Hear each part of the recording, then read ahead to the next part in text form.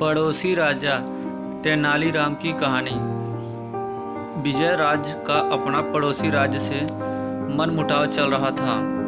तेनालीराम के विरोधियों को तेनालीराम के खिलाफ राजा कृष्णदेवराय को भड़काने का यह बड़ा ही सुंदर अवसर जान पड़ा। एक दिन राजा कृष्णदेवराय अपने बगीचे में अकेले बैठे पड़ोसी राज्य की समस्या के बारे में ही सोच रहे थे कि तभी एक दरबारी उनके पास पहुंचा और बड़ी होशियारी से इधर उधर झांकता हुआ राजा के कान के पास मुंह ले जाकर बोला, महाराज कुछ सुना आपने? नहीं तो क्या हुआ? राजा चौंके। महाराज क्षमा करे, पहले जान बख्श देने का वचन दे तो कुछ कहो, जो भी कहना हो निसंकोच कहो, डरने की कोई बात नहीं है। राजा ने दरबारी को अभय दान देते हुए कहा, महाराज तेनालीराम पड़ोसी राजा से मिले हुए हैं। वे हमारी पड़ोसी राजा के साथ हमारे संबंध बिगाड़ना चाहते हैं। क्या बकते हो?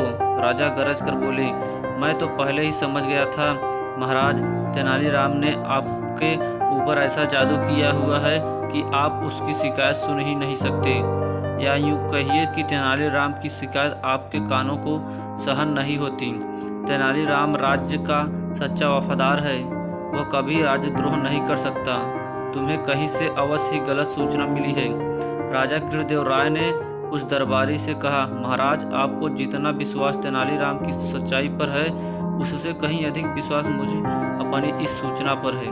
पूरी तरह जांच और परख करके ही मैंने आप तक यह सूचना पहुंचाई। जब उस दरबारी ने खूब जोर देकर अपनी बात कही तो राजा को सोचने पर मजबूर होना पड़ा। राजा ने कहा, ठीक है, मैं इस बात की जांच करूंगा और अगर तेनालीराम दोषी पाया गया तो उसे अवश्य कठोर दंड दिया जाएगा। राजा की इस बात से प्रसन्न होकर दरबारी अपने घर चला गया। दूसरे दिन कृष्णदेवराय ने तेनालीराम को एकांत में बुलवाया और बोले, तेनालीराम, हमें सूचना मिली है कि तुम हमारे शत्रु राजा से मिलकर हमारे विजयनगर राज्य को दूसरे के अधीन कराना चाहते हो। तेनालीराम ने जब अपने ऊपर लगाया गया यह आरोप सुना तो वह सिर से पैर तक कांप गया। वह राजा को इस बात का क्या उत्तर दे, उसे एकाएक यह भी सुझाई नहीं पड़ रहा था। राजा ने जब तेनालीराम को चुप देखा तो वह क्रोध से भभक उठे और बोले, तो तुम्हारे चुप रहने का यही अर्थ लगाया जाए कि तुम अपना अपराध स्वीकार करते हो। यह सुनकर तेनालीराम की आंखों में आंसू आ गए। वह बोले, महाराज की बात काटने का साहस न तो मैंने अब तक किया है और न ही कभी भविष्य में कर सकूंगा।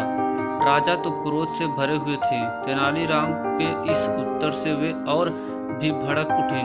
बोले, तुमने जिस पड़ोसी राजा से साठ-गांठ की है, अब उसी राज्य में जाकर रहो। मेरा राज्य कल ही छोड़ दो।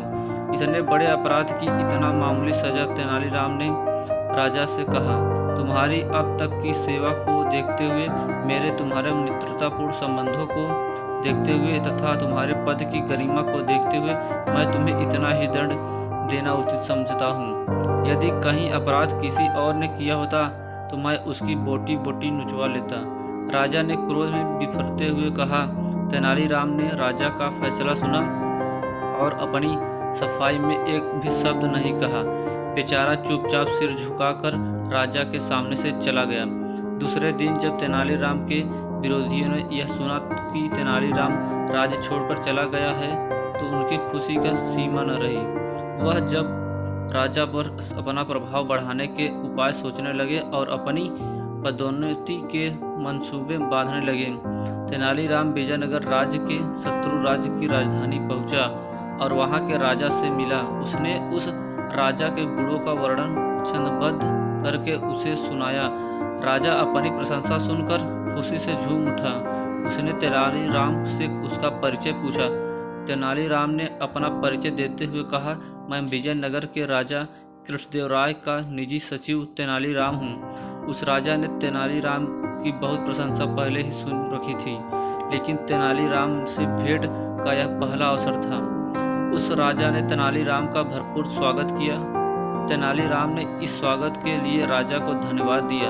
राजा बोला, तेनालीराम, राजा कृष्णदेवराय हमें अपना शत्रु मानते हैं, फिर भी तुम हमारे दरबार में निडर होकर कैसे चले आए? तुम तो राजा कृष्णदेवराय के निजी सचिव हो। यहाँ शत्रु के राज्य में तुम्हारा कोई भी अनिष्ट हो सकता है।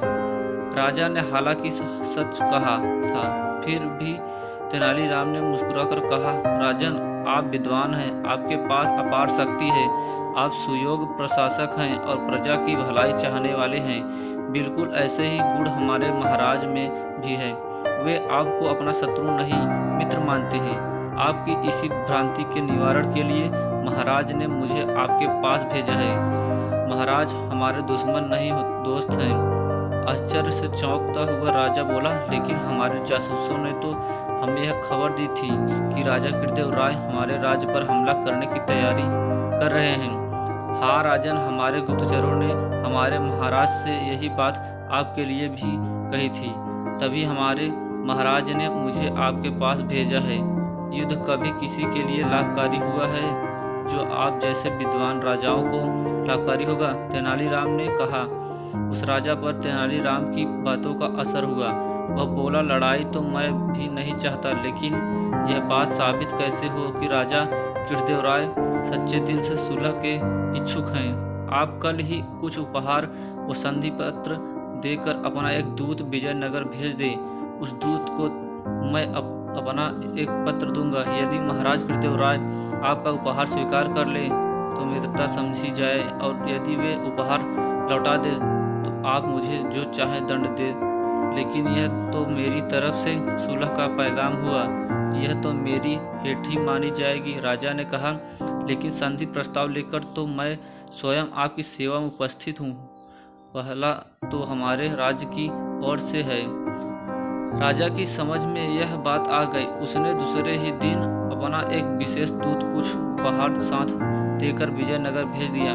उधर राजा कृष्णदेवराय को भी यह बात पता चल चुका था कि तेनालीराम बेकसूर था। उसके विरुद्ध दरबारियों ने आपस में मिलकर झूठी चाल चली थी। इधर जैसे ही शत्रु राजा का दूत बहुमूल्य उपहार लेकर राजा कृष्णदेवराय के पास पहुंचा तो राजा प्रसन्नता से भर उठे। उन्होंने मन ही मन तेनालीराम की बुद्धिमानी की प्रशंसा की और उस दूत के साथ ही अपना मंत्री भी उस राजा के लिए उपहार देकर भेज दिया। राजा कृष्णदेवराय ने अपना एक विशेष पत्र भी उस राजा के नाम लिखा कि तेनालीराम को तुरंत वापस भेज दिया जाए। और जब तेनालीराम वापस विजयनगर पहुंचा तो राजा कृष्णदेवराय ने उसका विशेष स्वागत किया और उसे ढेरों पुरस्कार दिए। जिन दरबारियों ने तेनालीराम के विरुद्ध षड्यंत्र रचा था वे दरबारी शर्म से पानी पानी हो गए।